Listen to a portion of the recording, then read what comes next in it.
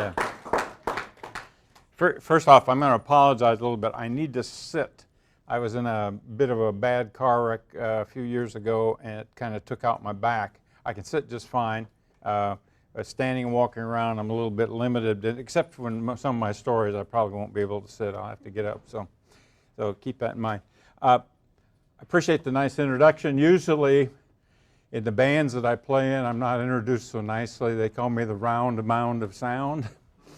And over the years, I think it was in my bio, I've been involved in music along with travel and business. And actually, as I'll tell you, I have just retired here recently, and I started a music business. So at this point in time, I'm a low-level record producer, and I'm working with some interesting folks, which is a whole other topic. So I came here to talk about international business. My background a little bit, it might not have been too deep in the bio. I worked for a company called Aerostar International, and it was a company bought out. My original company was called Winsen Research, and it was bought out a number of years ago. I kind of joke that I was in the business 43 years. I had the same office, but the company name kept changing. My job was pretty well the same. I managed a small plant in Sulphur Springs. A lot of people didn't know that there was an aerospace plant in Sulphur Springs. And what we produced was high-altitude research balloons. And when I talk about that, usually people go, oh, you mean weather balloons. Well, no, they're actually, it's a whole other genre of product, and it specializes in aerospace research. And many times a balloon can do in near space, as it's now known, what it takes a satellite to go up to do. You can gather data, you can do a number of things, and it's very inexpensive relative to aerospace products. We always joked about the product was rockets and whatnot. You're talking millions, multi-millions of dollars, hundreds of millions of dollars. In fact, in the space station, you get up into billions of dollars. Well, this area has always been very economical and returned a lot of good science. I think it was about 10 years ago, NASA produced a list of the top 10 things that were done in aerospace, and our company was involved in 3 of them.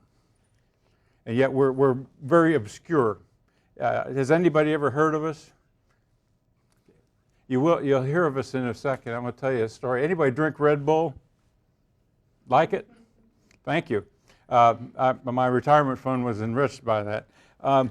The guy that jumped from space and set those records back in October, you recall that? I think there was one of the largest events covered worldwide. Red Bull and Eric Baumgartner, I can't think of his name, Baumgartner, but the company that put the money up for this project was Red Bull. It was an aerospace record that it held over 53 years, and so those balloons that were used were all came out of Sulphur Springs.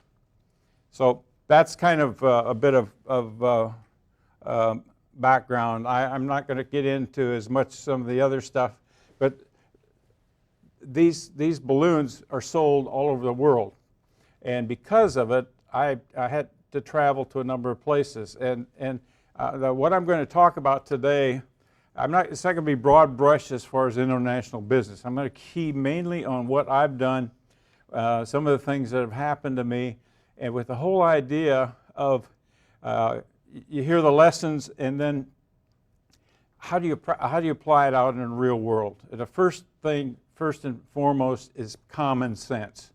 I always had a saying: common sense is not all that common. You study about your what you need to do, and you get out there, and sometimes it doesn't work. And I'm going to talk specifically about some things. I can't illustrate every possible thing that can go wrong. All I can tell you is that even this week in the news, there's Bill Gates This was, what, 2 days ago. He set off an uproar in South Korea. And what did he do? He has a picture taken with the president of South Korea, who is a very, very influential lady. She's a quite well-known and very powerful lady in South Korea. Well, he did something that we probably wouldn't think of. He was shown like this, shaking hands with her with his hand in his pocket. And that picture has got everybody upset. It was equivalent to raising your middle finger in our society. There's just no other way to translate it. And so here's a guy who's very wealthy. Last I heard, he was worth $78 billion. Has traveled all over the world, and he made a real faux pas. So the point is, you have to try very hard and to not get in those situations. And well, the first story I want to share with you is, I'm going to start with India and finish with India. Not because I want to pick on India, it's just that the places that I've been the most, I've been in 35 different countries on business. The countries I've spent the most time in are Japan, China, and both mainland China and both the Republic of Taiwan. And I've had quite a bit of experience there. Probably the most experience I've had has been both in Japan and Taiwan. Well, I was traveling to India for an international aerospace conference, which they had once every 25 years, I think. So a number of people in Sulphur Springs, it's a small town. People know what's going on. A lady came to me and said, I've got a real dilemma, because I also do some work down at the local church. And she said, I've got a real dilemma, and I've heard you're going to India. I said, that's right. She said, would you do me a favor? Of course, I didn't ask what it was. I just said, sure, I'll do you a favor. What's the favor? She said, my husband was stationed in India many years ago, and he brought some things out of India that should not have been brought out. And he's passed away, and I've had terrible guilt feelings about this ever since. And what they were very valuable gold coins, other memorabilia that she said, I want you to return it to somebody over there. And I said, sure, not a problem. So if you've ever flown to India, or if you haven't, in those days, it was about a 2.5-day flight, 2.5 days of travel.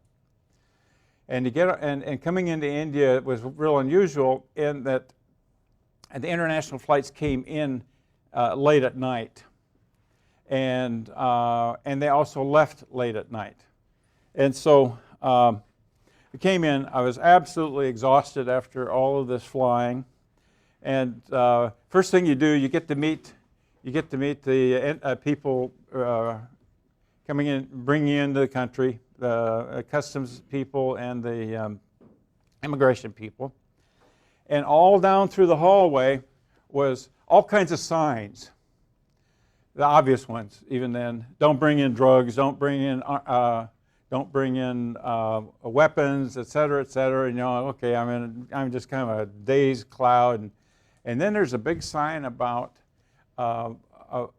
gold. And I'm going, read it again. It says, don't bring in gold. I don't know why. And I go, oh, crap. I didn't say crap. It was a little worse than that. But I'm standing in line, and what are all these people in immigration and all of the people with customs, what are they doing? They're looking at the people that are nervous, right? Because they're usually the ones that got something to hide. And I'm going, oh, man, how do I... and I'm going, what do I do? What do I do? Because, it didn't have a place to stop and say, what about this? I didn't know what to do. The line just kept moving forward. And I was also carrying, this was about 25 years ago, I was carrying one of the very first laptop computers called a Toshiba 1000. If any of you are historians, you probably know what a Toshiba 1000 is, right? It's not much of a computer. It wouldn't even be a good cell phone today. But it was a laptop, weighed about 8 pounds and had about, I think, 5 pounds of gear with it, with everything. And so I'm coming along, and I look up, and here's this security guy, grabs me on the shoulder, says, "Follow me." And I'm going, oh, crap again. Or worse. I go, these guys can read your mind. And I'm going, oh man, I am just hosed. Here I am, here I'm in trouble. I haven't even set foot in the country, and by now I'm just a nervous wreck. And he says, sit down, open that bag up, that I think you have a computer in there.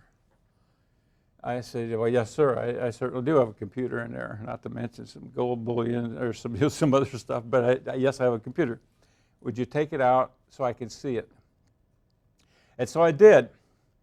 And he goes, okay, now I want you to fill out this documentation. And I said, can I ask what this is all about? She said, we have very strict import-export situation at this time.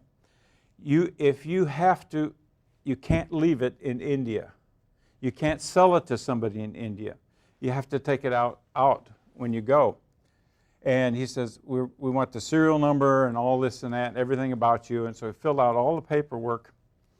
And so I go, oh, okay, I feel better. And then I think, I still got to go through that X-ray inspection machine, right? And they're going to see all of the stuff that I'm not supposed to see, or, that I'm sweating about. We walk out. He looks down at the line, the machine. He says, you can just go on ahead. And so I can tell you, I don't even remember exactly who I got it to, but I got to somebody that would respect the historical, but was getting it to where it should have been. But anyway, so even sometimes doing something that's as innocuous as a favor for someone, and now fast forward to today, it's very strict. You wouldn't, we're not going to carry this thing through because we don't know what it is, yada yada yada. But back then, that was kind of unheard of. So I said at the beginning, the things I'll talk about are things that have happened to me or us. And the next thing I'd like to say is, when you're in a foreign country, you're there as a guest. And you have to remember that you're a guest, and things aren't as they are back home. One of the first things a lot of U.S. people do, man, I'm supposed to eat. Where's the McDonald's? Where's the McDonald's? There's not McDonald's everywhere in the world. There's a lot of places that have McDonald's. But you need probably to learn to eat some very unusual things. And later I may mention I've eaten most household pets on occasion. I just didn't know what they were. I'll come to that in a minute. By the way, cats are very tasty, in case you'd like to know. Probably didn't want to know that. But so one time on a trip, I took my wife Ann. This is my lovely wife Ann. We've been married forever, 45 years, something like that. Well, why she hasn't killed me, I don't know. And, right, dear? Yes. And she probably will after I tell this next story. We're going to Japan, and Japan, by the way, is one of my all-time favorite places to go. I've traveled so much in Japan that people in Japan said, you have been more places in Japan than most Japanese have. I've been to the Northern Islands, I've been to Southern Islands, I've been out at the Space Center, which you have to take a boat that flies over the water to get out and whatnot. So periodically she would pick, this sounds like a nice, neat place to go. And so she said, I'd like to go to Japan with you. I said, that's fine. My very first overseas trip. You what? My very first overseas trip. Oh, your very first overseas trip. Okay. knows where I'm going with this. And so we come out off the airplane again, retired. You stand up there, and there's the line that says, citizens and aliens. And I get right into the alien line. I look around, I go, where's my wife? I look up, she's down here, standing in a sea of Japanese. And I go down, I go, dear, you're an alien. She goes, I am not an alien. And I said, dear, here you are an alien.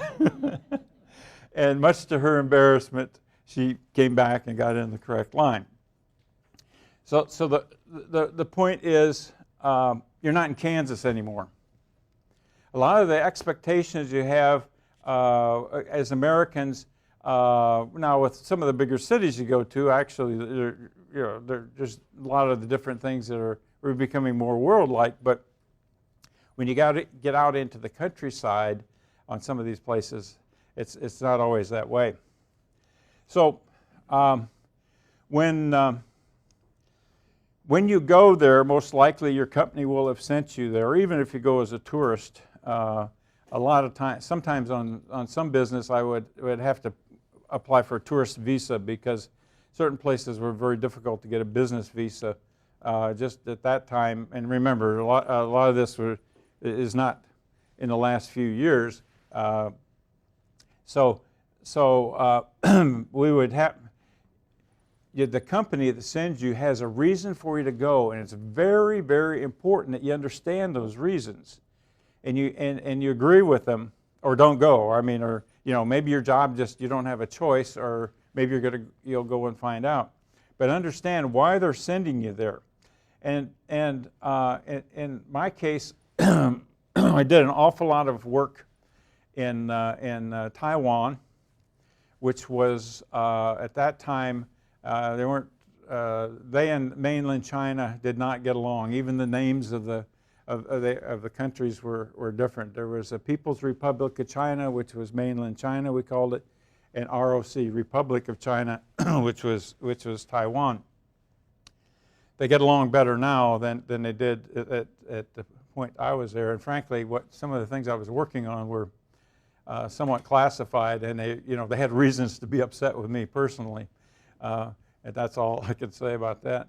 But what I found in our company was a mentor, somebody who would sit down with me and help me understand some of the customs there. Not that I'm going to become an expert. So one thing I learned, the guy that taught me, his name was Thon, and he had spent a number of years of his life. He was a U.S. citizen, but he spent a number of years of his life actually in Taiwan. And so he said, the fact that you're going to try, you make the effort to try to not do something stupid, it made all the difference in the world. And I found that to be true. And he said, they'll test you. He said, one of the first things you'll learn going there, just as soon as you get off the plane, they're going to try and, they're incredible negotiators, and they know what our American weaknesses are in negotiating. American weaknesses are we want to get it done, get home, right? Or get off to go do some sightseeing or something else. So we get off the plane, when you can barely think, is one time they'll hit you up with certain things, and then they'll just let it coast the rest of the time until just before you're ready to leave. And you're going to go back. At that point, you need to go back to your company and say, in your mind, you're thinking, I didn't get everything done I was supposed to. So you're more open to making compromises. That's one technique I learned there. But the other thing, the story I want to share with you on testing, I went over to a company who we had sold them product from Sulphur Springs. And we were, they would ask for someone to come, a technical person, once a year to tune up their equipment, tune up their processes, and be sure they were doing things correctly. And so this was my maiden voyage on that. And so my mentor said, they will test you. I can't tell you how. He said, but you need to learn how to use chopsticks and use them very well. I mean, not just, like a sword. Actually learn how to use it. So we had a family in Sulphur Springs that had moved there from Vietnam. So we had an elaborate chopstick training at our house one evening, and going through all kinds of things. And so by the time I left, I was pretty good at that. I thought. So the head guy was a general, and he said it's always good for you to eat with all of the workers that we have here. And so he said, we're going to have a special luncheon for you at the commissary, which was where all of the people worked, ate and lived. And so they came around, and they had a nice banquet.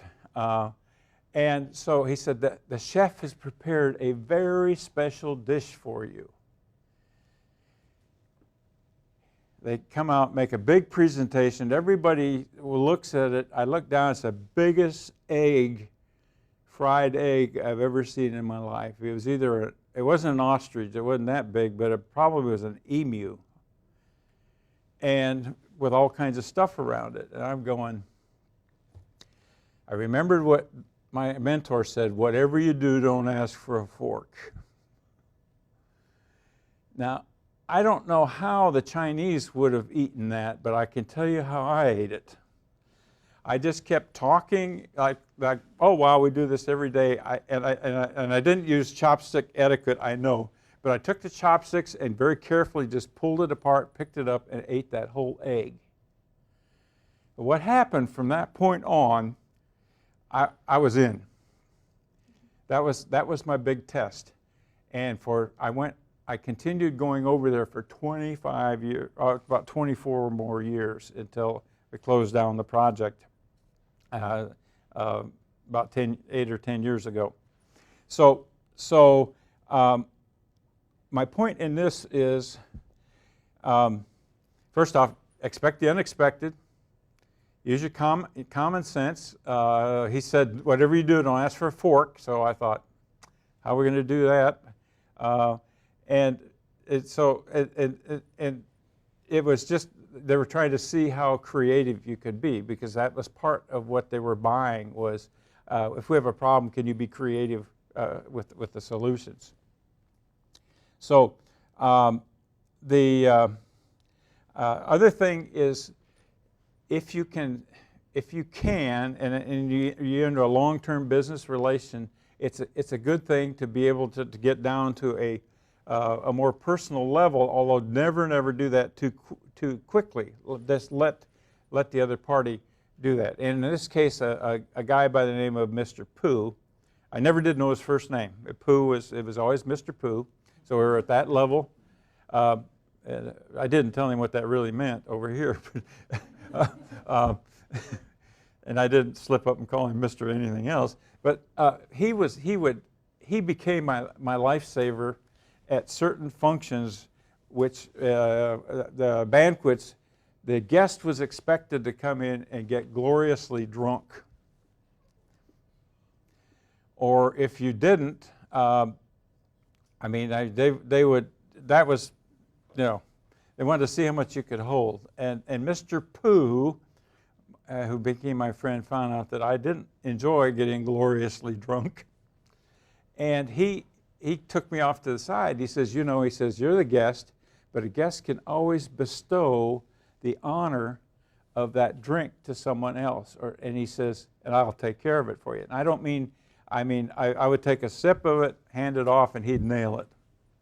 And we could do that all night long. And he was an ex-sailor, is what I found out. He was in the Marine Merchant Marines in Taiwan. And so we became friends at that level. He also taught me some other things. I mentioned about the banquets, and they would have very special foods. There were certain things, I can't possibly even tell you a lot of things to study, but I'll send you places and give you some links that you can find out specifics about countries. Again, a guest of honor, and I was always the guest of honor. The general would have all of his entourage, and I was sitting next to the general, and he always had Pooh next to me. I don't know how Pooh arranged that, but he was always to my left. But and so first off, I got where I was. I just couldn't quite eat what they put there. It just didn't look nice. It wasn't McDonald's for sure, but I'm not that hung up, and I've got a pretty cast iron stomach. But I learned this lesson. If you look at something, you don't know what it is, don't ask.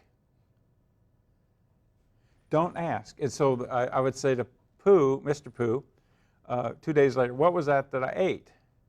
And he would tell me, what kind of an animal it was. And I told him certain things I didn't like. There was sea urchin eggs, especially for some reason. I just had a bad thing on that, and I didn't never like the eel. So he would make sure that there wasn't any sea urchin eggs in the feast.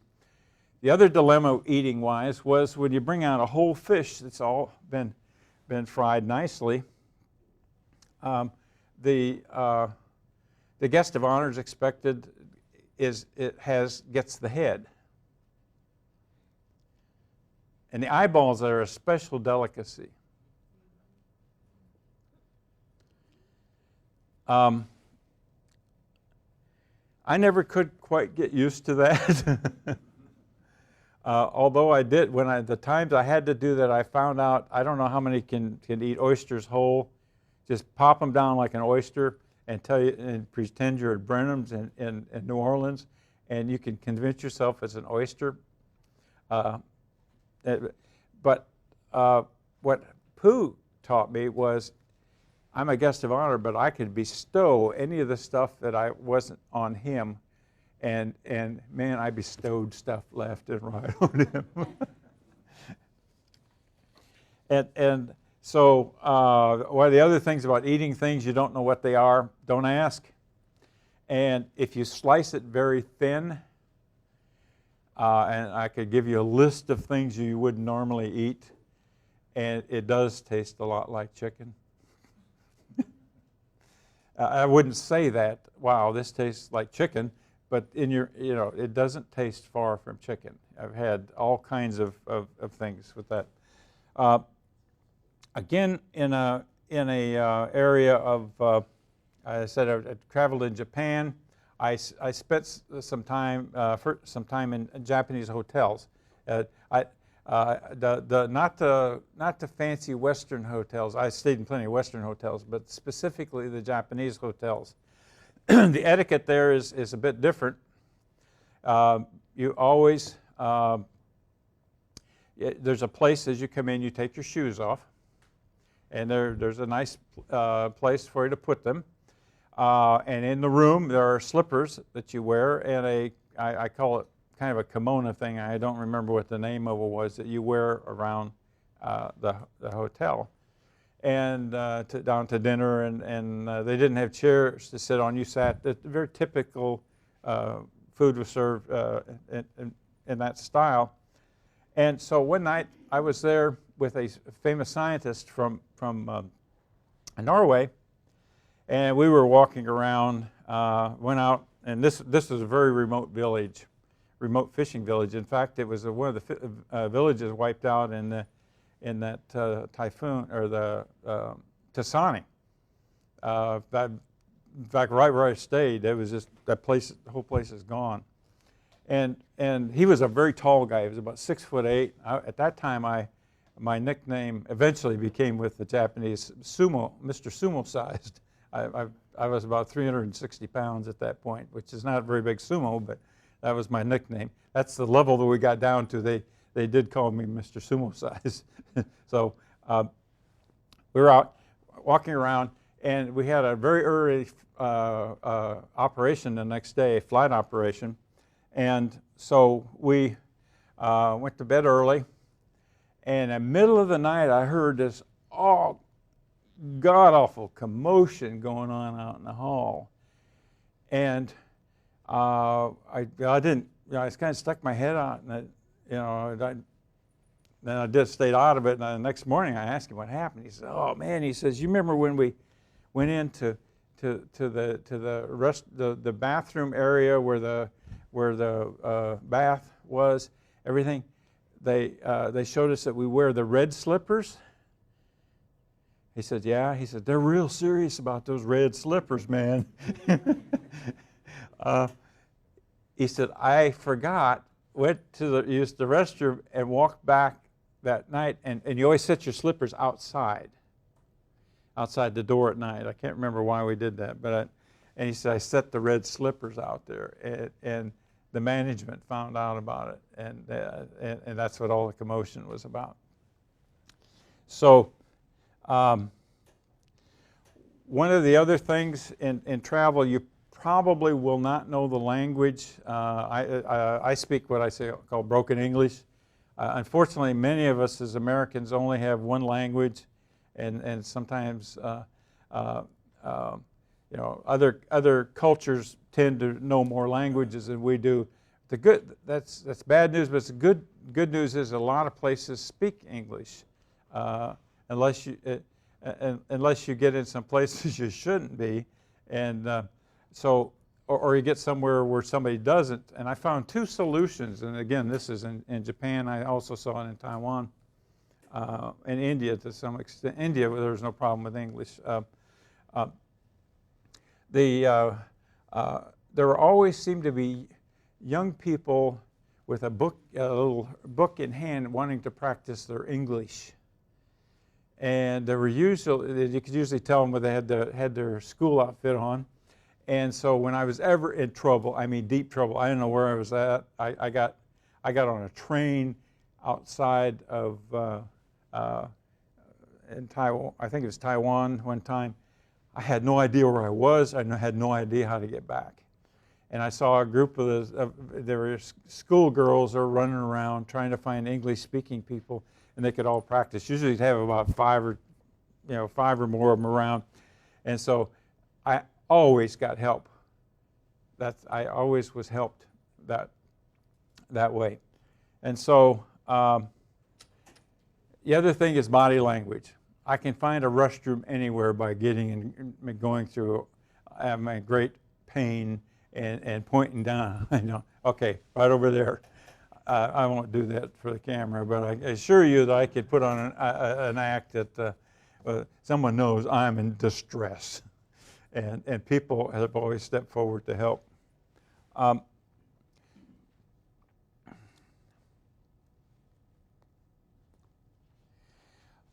One of the things I always like to do is learn as much. If you're just going to one country, it's easier, but if even several, learn as much about just reading background, about the culture, language, whatever, and learn a few simple words. Thank you, good morning, good night. They're simple phrases. Always helps. And just the fact that you're trying. And even if you say you mess up, but you're trying, has always gotten me out of. I've done some stupid things. Don't think I've not. I just don't have time to tell all 100 of them right here today. So I try to learn as much about, and then when I get there, there's certain things to stay away from. I've found religion's always a hot button. Politics is a hot button. You ought to realize, we need as Americans realize, years ago there was talk of what the ugly American is like. And there's a lot of places in the world that not only don't like us, but despise us.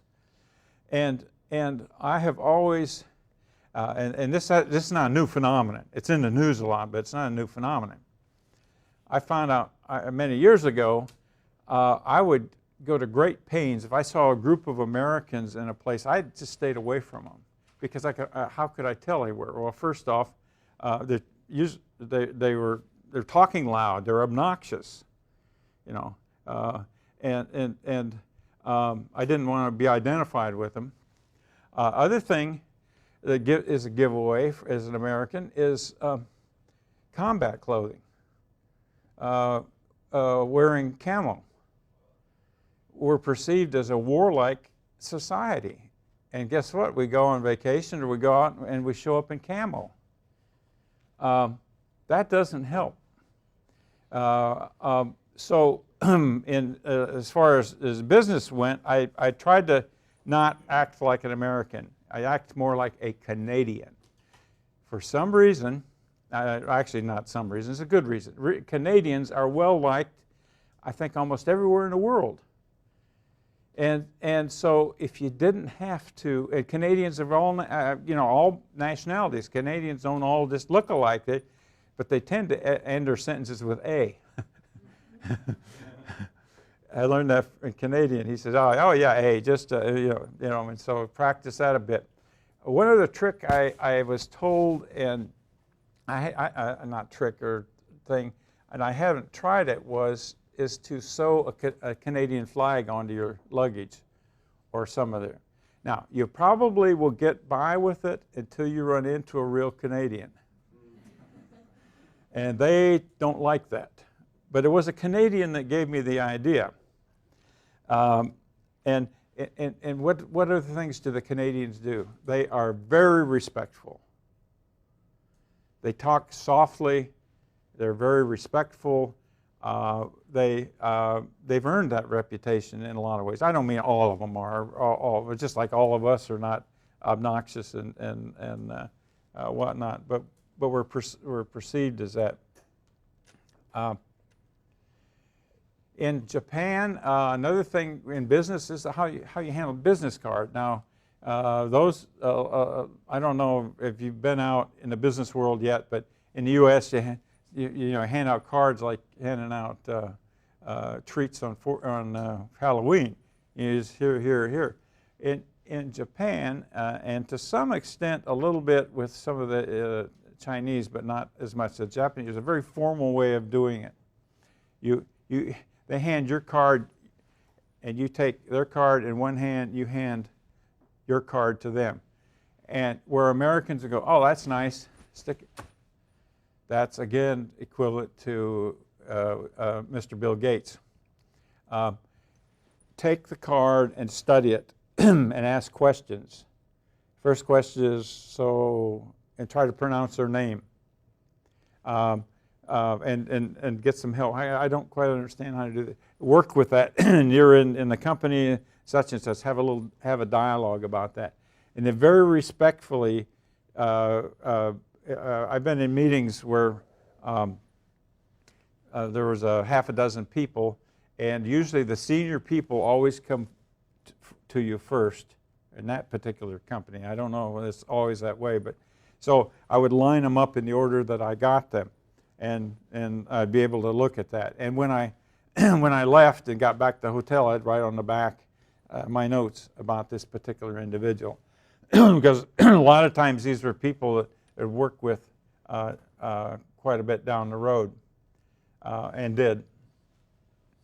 Another thing in Japan, again, I'm just touching things, saying common sense, common sense. You need to know if you're being entertained or you are entertaining. The Japanese, generally, back when I was going there, and I haven't been there for a few years, had unbelievable expense accounts. Most everywhere I went, people knew I was a musician as my hobby, and because I would always take CDs. That was something some places expect little gifts brought, and so something I did wrong one time. I would bring gifts made in China to give to the Japanese. I got gifts made in China to give to the Chinese. And that was wrong on a whole lot of levels. And so it was a real dilemma. What can you do that you know is 100% in the U.S.? Well, I took bottles of whiskey, but the stuff they liked was $50, $75 a bottle. And my company didn't give me that, that much expense money to pay. So somewhere along the line, I came up with the idea of making CDs of my music, handmade. And when I started, I made them I don't know how, they used to take 2-3 hours to make. Now they take about 9 minutes to make. And with a nice case and everything, and then I would sign it. And so because of that, that became my calling card. Everyone knew I was the guy that played music. I'm not saying it was great music, you understand, because the bands I played in, we aspired to be unknown, and the fact, if I told you the names of them, you'd say, "Who the hell are you?" You know, we achieved not being well known. But to them, it was American music. And at that time, I was playing in a jazz band, so it was all improv Dixieland band music. So one night, they decided, "Oh, you're a musician. We're going to take you out for a special night, for a special dinner," they said. And they invited, let's see, I think there was about 8 or 9 other people there from their company. And they took it down to downtown Ginza, most expensive real estate, I think, on the face of the earth in Tokyo. And we had a fabulous dinner. We had, as I recall, bottles of scotch, good scotch. And they had the very best jazz singer in all of Japan there. And she was incredible, absolutely unbelievable. I was just like, wow. You know, American jazz is good. This lady was, she was really good. And then at the break, she sent word she wanted to meet me. She wanted to meet an American jazz musician. I'm thinking, I'm just nobody playing around Sulphur Springs, you know, whatever. But it was all improv. And that's what's fascinated her. And so it was a really nice night, and really built some good bonding between the people with the company and myself. And we went on to do a lot of business.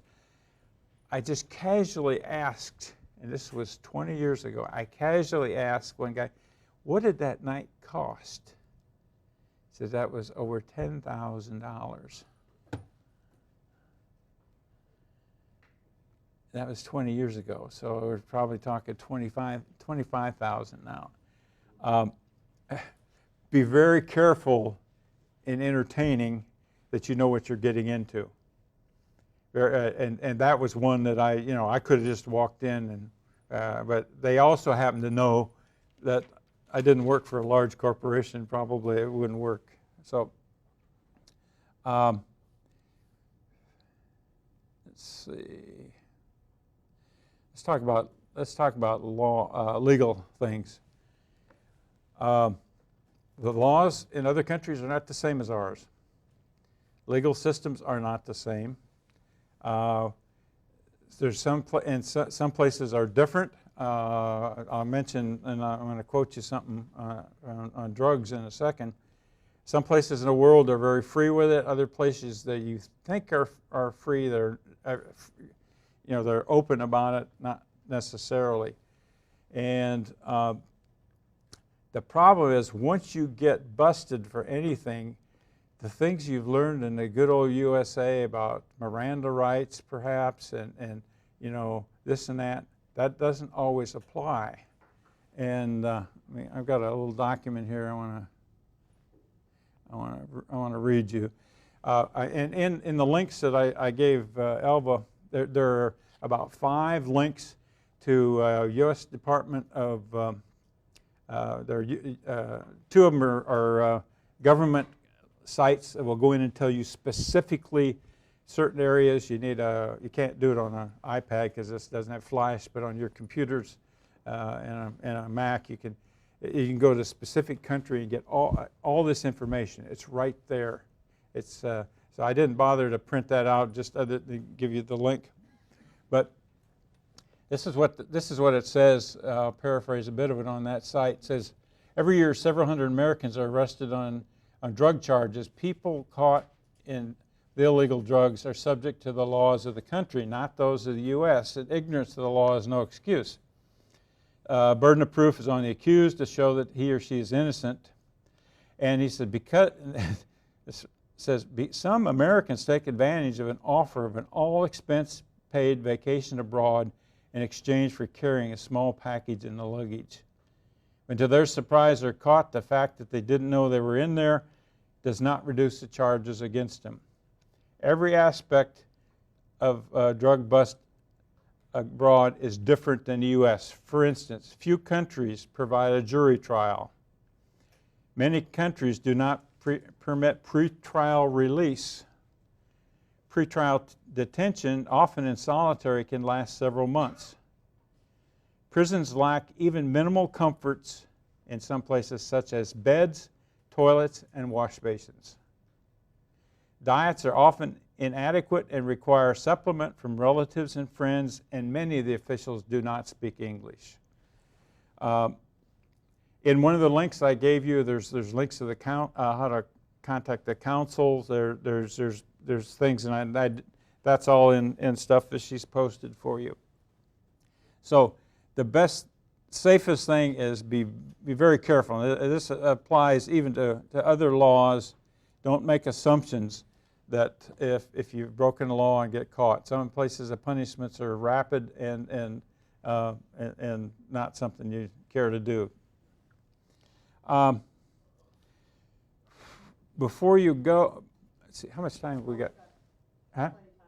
25 minutes. Yeah, but with me, plenty of time. Could be here until tomorrow. I'm sorry.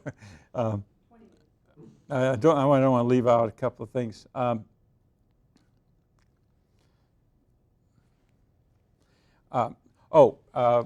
It's good to know what values and attitudes of people have. For instance, how are women treated? Minorities or gays or so forth. It's good to know when you're going. And I'll give you a story. This happened in Tokyo. This was many years ago, and I know it's changed since then, but not at that time it wasn't. I was also at an international space conference speaking, and there was this remote site that I told you about that was washed away in Tasani. I wanted to get out to that. It was very difficult to get to. I had to take a number of trains, and finally it was just very difficult to get to and get an invitation to go to it. And I kept telling all the people at the conference I really wanted to go to it, go out there. And I kept getting, no, that's not possible. No, that's not possible. And it finally dawned on me one night, my wife Ann was with me. And it became apparent the reason it was impossible, as I found out later, was there were no hotels for women to stay in up there. And she couldn't go. And so I thought, okay, I still need to go there because that's one of the reasons I came. So next day I said, I've got a real problem, real serious problem. I really, want to go to Sandaku, but my wife wants to stay in Tokyo to go shopping. And she has our gold card, or at least at that time, whatever was equivalent to a gold card. And I said, but if at all possible, I'll go. I'll take a chance that she's going to bleed us dry, which she didn't, by the way, shopping in Tokyo. I left her first trip abroad in Tokyo and said, I'll see you in Sulphur Springs. I gave her directions how to get back, and she made her way back, obviously, and there wasn't a divorce over it either. So, so I found out right there that was an impediment. It just wasn't possible because she was along. But it was solved very quickly, and that wouldn't necessarily happen today. Before you go anywhere, there's a whole lot of things that you need to go through. The last three links that I gave you are a number of very, very practical things that you can do. Things like find out if your cell phone works over there. How are you going to communicate? A lot of cell phones don't use their standards.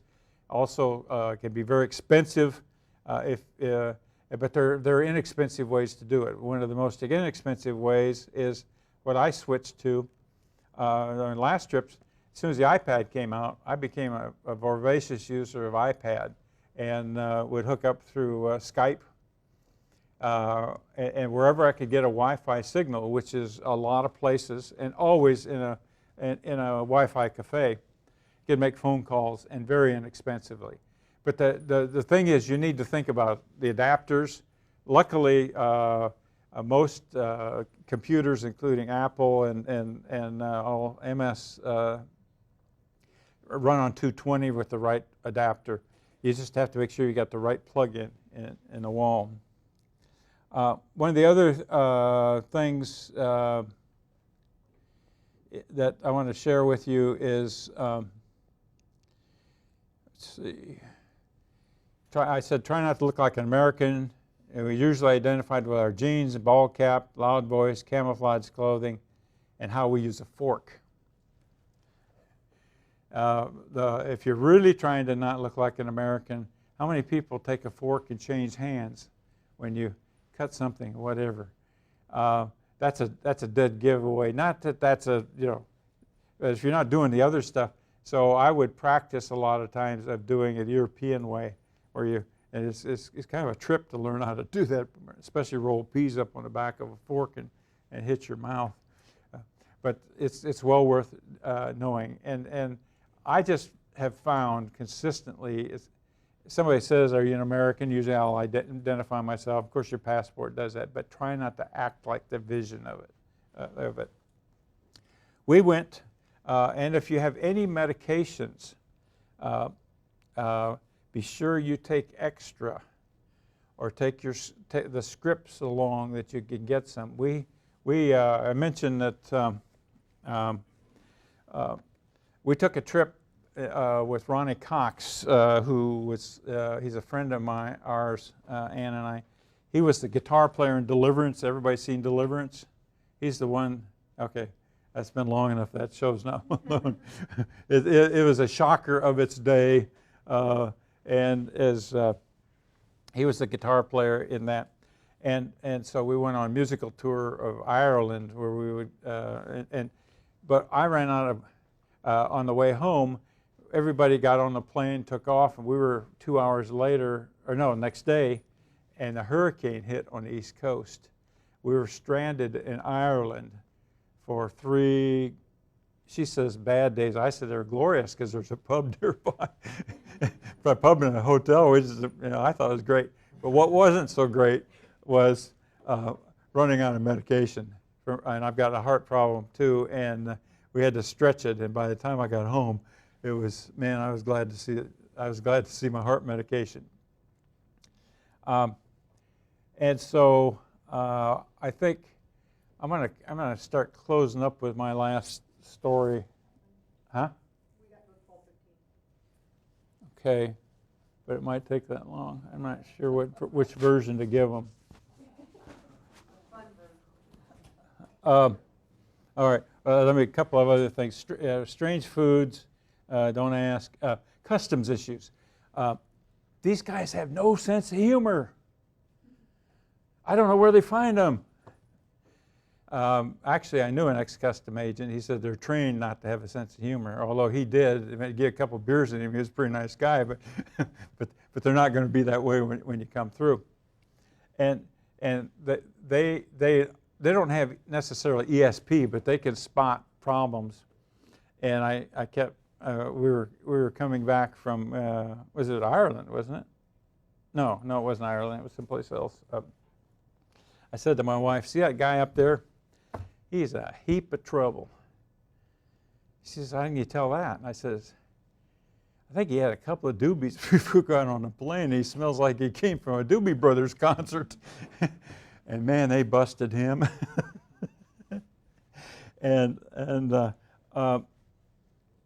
they have no sense of humor, and they're just not fun to have to deal with. Luckily, I've never had to do it, other than the one incident that I told you about earlier. Jet lag. There's a lot of different ways people get around it, and not everybody can. And, use my wife as an example. She's jet lagged from the time we get there until about 3 weeks after we get home. it just takes her that long to get adjusted, right? And I don't have much trouble there because we're in activities, but once I get home, it takes a long time for my body to get back to and, its normal rhythms. and you'll read a lot of things in the literature and different suggestions. All I can say is be a little bit different for everybody. Try something to see how it works for you. You find something that works, stick with it. One of the things that works for me, and I guess it's not going to work for everyone, but works for me, we try to arrive during the daytime. The first thing you want to do when you get off a long flight, I want to sleep, right? Or you've tried to sleep on the way over. One of the best things to do is get out in the sunshine. Soak up that vitamin K. Get in the sunshine and start having the sun convince your body of what the new time is. And then get a good night's and get to sleep at the new normal bedtime for yourself. Even though you might be dragging towards the end, force yourself into that. By doing that, I can be ready for business the very next day. I used to take, a company used to give us 3 days to get acclimatized, and I found I could do it very quickly. And then near some of my last travels, I found that I could even go and do a business meeting, get in, and it's in the morning, as long as I could get out in the sun. That seemed to be, or even outside, the sun doesn't shine everywhere, but convince myself, convince my body that there was a new time and I needed to deal with it. So advice there is you have to find your own way, but try them. There's something that'll work. Some people will gradually change the hours, go to bed earlier and earlier, and there's a lot of different things. One of the other things that actually helps some people is melatonin. You can buy melatonin over the counter. I think it's a natural something your body makes naturally. And in the balloon world that I came out of, where we would go out on flights, a lot of times we would have to instantly change our hours from like be awake from 11 o'clock until about the next 7 or 8 o'clock the next night. So you just have to abruptly change it. And melatonin was how we did it. We called it the safe drug of the balloon industry. You go and eat a supper at breakfast time. You'd be surprised how hard it is to get served breakfast at supper, or at noon. Get the big meal, take about 3 or 4 melatonins, and go to sleep immediately, and it would shock your system into adjusting time. And so it might work. I just know an awful lot of people. When we had to do abrupt time changes, we used that. And I didn't hear anybody overdose on melatonin. I did on a few other things, but not that. Okay, safety in travel. The first thing is be aware of your surroundings all the time. Now they say be sure you don't leave your stuff unmanaged and unwatched. And so always before I would go anywhere, I would read up on what are the safety issues in the country you go to. In certain places, certain countries, you just don't want to go at this part of it, or what about this, what about that. So I made a trip to India. This is the trip that I almost got busted for illegal imports. Leaving wasn't so much fun either. The project that we were on over there was supported by the U.S. government, and therefore we were under diplomatic passport. They looked after us the whole time, except towards the end of our trip, which there were riots broke out. And we were in a place called Hyderabad. I don't know if you've ever heard of Hyderabad. Hyderabad and Secunderabad. We were actually, there's a big lake in between. If you've ever been there, it's like Dallas, Fort Worth with a bigger lake. And there were firebombing buses, trains. There's a big insurrection going on. We didn't know much about it because everywhere that they took us was in blacked out buses. We couldn't even see out. Except one point I scratched a little hole there, stuck my camera up there, and the security guy said, "Man, you want to get us all killed? You don't want to be taking pictures of that." So, and Ann sat home reading all about this going on, knowing that's right where I was, and we didn't have any much means of communication. So it was a pretty tense time, and they decided that we should go home early. So we rearranged our flights, and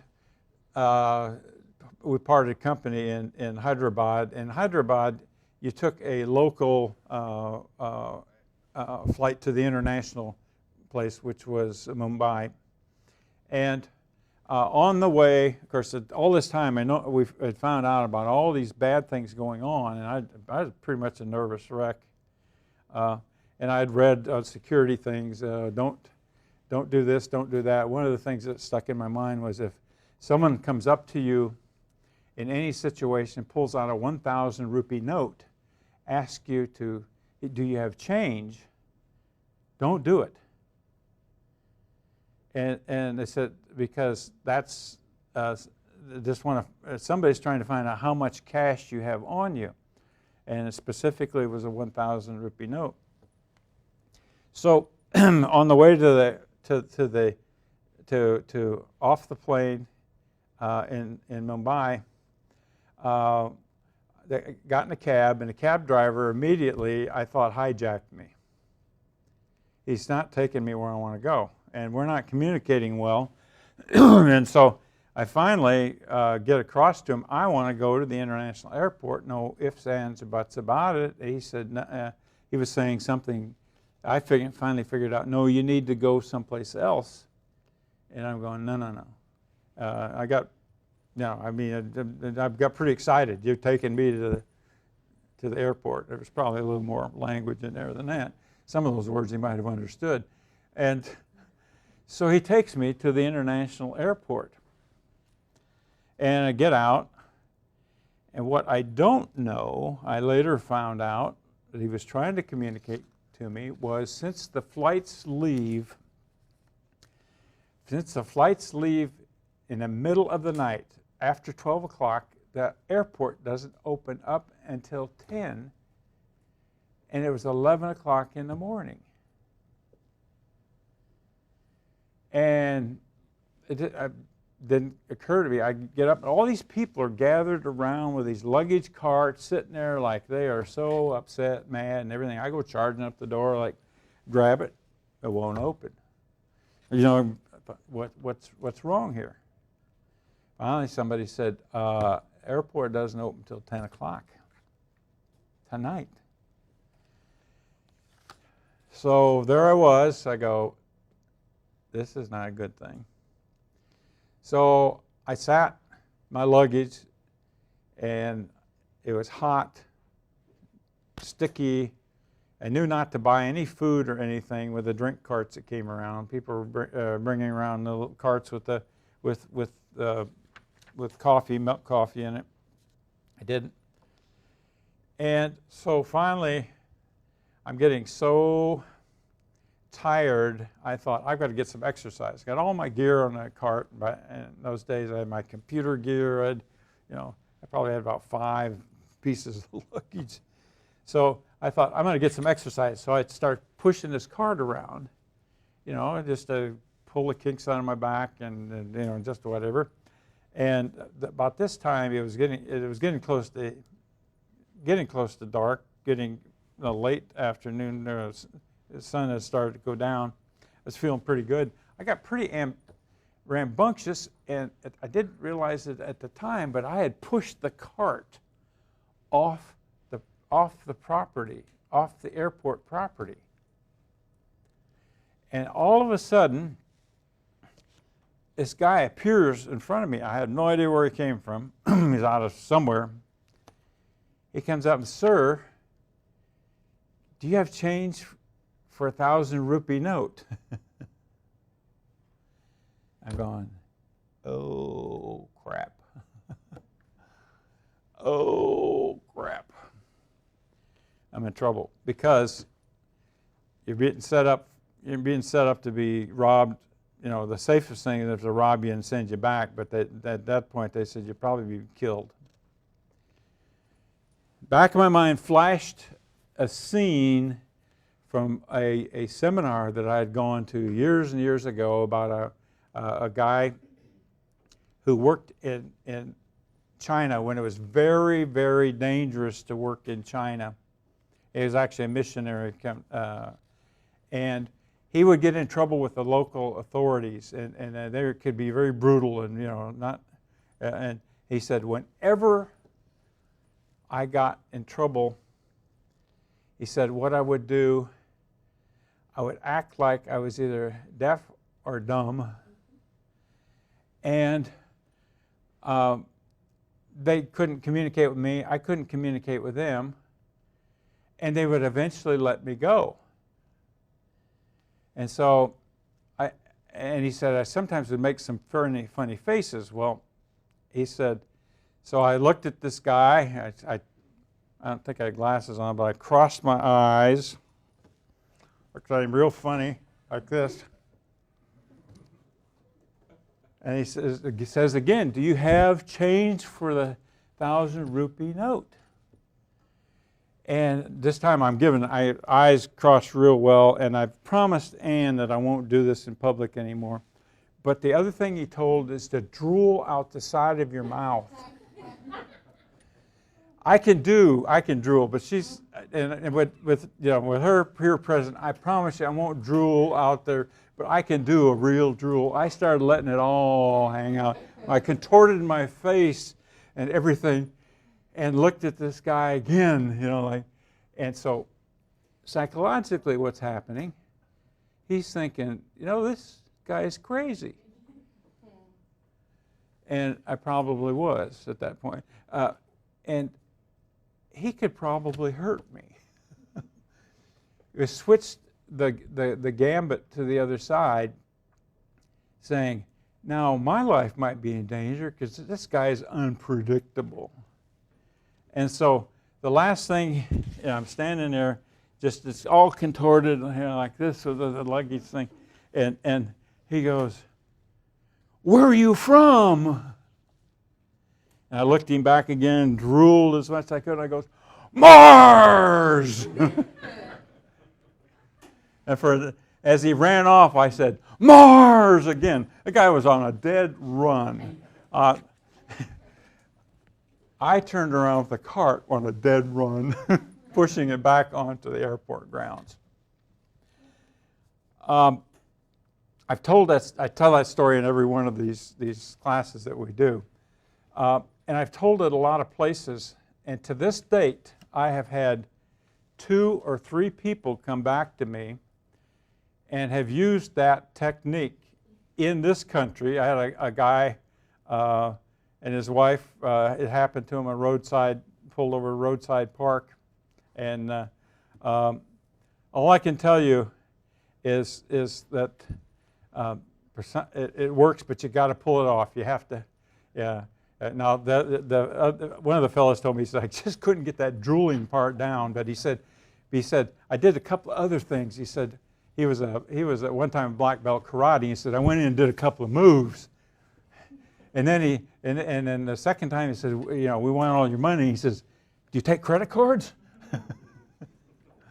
And then they gave up on him too. So the last comment I'll make is it's really an honor to get to go to places, to meet different people, learn about them, celebrate what they do, celebrate who they are, ask them questions, and really, really be glad that you're there. And it's amazing. I've talked about a lot of scary kind of things, but it's actually very, very rewarding. And some of you probably do a lot of international business, and you'll have a lot of stories better than mine. So thank you for your attention. Any questions? Any questions? Do you have any questions? Yes. I have a question. We know in China, or at least we were talking today, that in China they try to, before doing business, they try to establish somewhat a personal relationship. Did you find that that's In where? In China? Do they do the same thing in Japan? Like, do they try to establish personal Yes, relationships? yes. And always, in my case, this is the way it worked. I said that the company was run by a general. And the first thing they did was send the general to meet me. And that was very formal. And they went through a formal kind of a ceremony. And we had, I call it the Chiang Kai-shek room. It wasn't really, but it was all very ornate. And they served tea and, very formalized. And then it took you on a walking tour. And then they passed me off down further. And then he's the same guy that took me to lunch at the, and gave me the egg.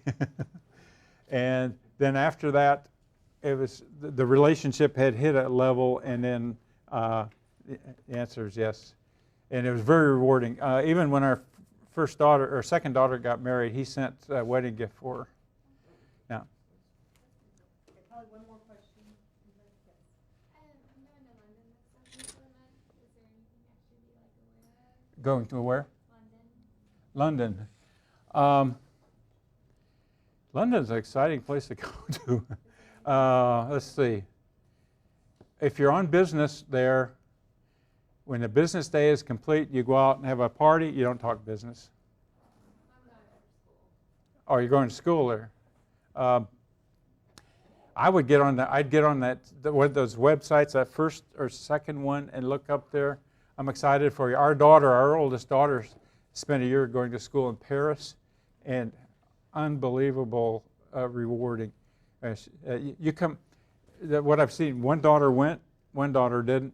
The one that came back she's got a much wider world view, and the world is really big out there. You come back. I probably love the U.S. way more after my first trips overseas when I came back. I literally kissed the ground of Texas one time when I came back. Man, am I glad to be back here. I thought this place sucks, you know. Thank you very much, Loren. Okay. Thank you.